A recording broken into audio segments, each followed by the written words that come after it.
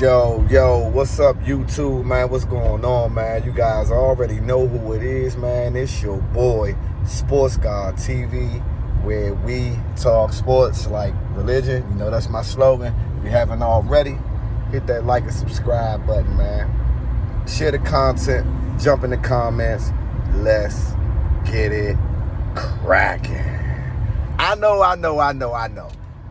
Last video I said, man, that was going to be the last time that I did a video on the mega fight, the undisputed welterweight championship bout between Errol, the Spence Truth, 28 wins, 0 defeats, 22 of those wins by way of knockout, versus Terrence Bud Crawford. 39-0, 0 defeats, and 30 wins by knockout, right? But they had the final press conference today, and things got a little heated between the camps, between the families, and it was really intriguing to see. I must say that from watching the press conference, the trainers kicked it off. Bomac said there's no reason to really even talk. It ain't nothing to talk about. You know, we pretty much going, do what we came to do. Flip side, Dirk James yelled out to Bomac, you got 3 other people helping you, as far as on the training side. Then Dirk James started getting into it with a fan, or a family member, should I say, of Terrence Crawford. He cut the conversation short. On the other side, Bomac came back and said, we already became undisputed champion over here, and we looking to make history and do it again. And that's when the trainer of the year, Dirk James, said, I already been undisputed with Jamel Charlo. What you talking about, bro? You don't know what you talking about. Then Brian Custer called up Terrence Crawford. Terrence Crawford kicked it off, the WBO champion, by the way. Kicked it off by saying, bring them on out, because we frying fish come Saturday. Errol responds, as he always say, we having a crawfish boil, because I'm going to boil his ass come Saturday. Bud went on to say that, he ain't going to take nothing away from Errol, but if he get out of line, then he getting his ass knocked out, in other words, right?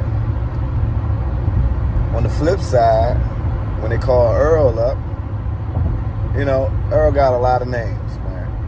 The biggest, the big fish, man down, strap season, grave digger, put him in the dirt, right? And so Mr. Custer asked Errol Spence, how he see this fight playing out. He ain't taking nothing away from Crawford either. He said, yeah, I'm more of the more fundamental guy, got better stamina, my technique is better, my durability is better. I said stamina, stamina is better, and I'm just a better overall fighter. On the flip side, Terrence say, I'm more athletic. Anything that Errol can do, I do it better. There's nothing that Errol Spence Jr. does in the ring better than me. You can see the tension in both of those fighters' eyes. The families going back and forth, not only with the fighters. Terrence got a little emotional, but I like what Terrence did in that situation. Here's what Terrence had to say. We are the fighters. We're going to settle this inside the ring. But I need y'all on my side and y'all on Errol's side to come together for this moment, a once-in-a-lifetime moment, and don't misrepresent us. And they wasn't just talking about Errol Spence Jr. and Terrence Bud Crawford. Terrence Bud Crawford was talking more so when it came to being a black person in America.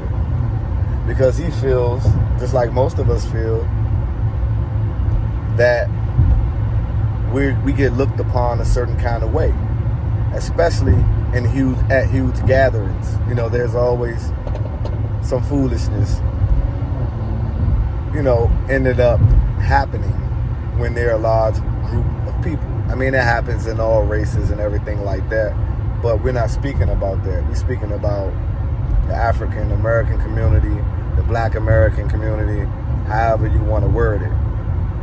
And he had a strong point. Obviously, it's not a plea cop. He's not copping a plea. He's a boxer, professional boxer. He's going to settle his differences Saturday night. But he was going back and forth with, I'm assuming, potentially one of Errol family members or a friend of the family or one of his boys and so forth. And he's like, dude, you're not a fighter. You know what I'm saying? I will F you up. You know what I'm saying? Straight up. And Errol, you know, looked at him and was like, y'all done? And then looked over there to his folks, y'all done? And basically, these guys ain't got nothing to say no more amongst each other besides the smoke. We heard it all. We heard Terrence give Errol his respect. We heard Errol give him his respect. We heard Errol say, I'm stepping. When I'm in the ring, everybody know I step. And that he does. He steps on his opponent. On the flip side, you hear Bud saying, I want to see him step. I want to see this endurance. I want to see this durability. I want to see this stamina. I want to see this strength. Because it's nothing that he does better than me.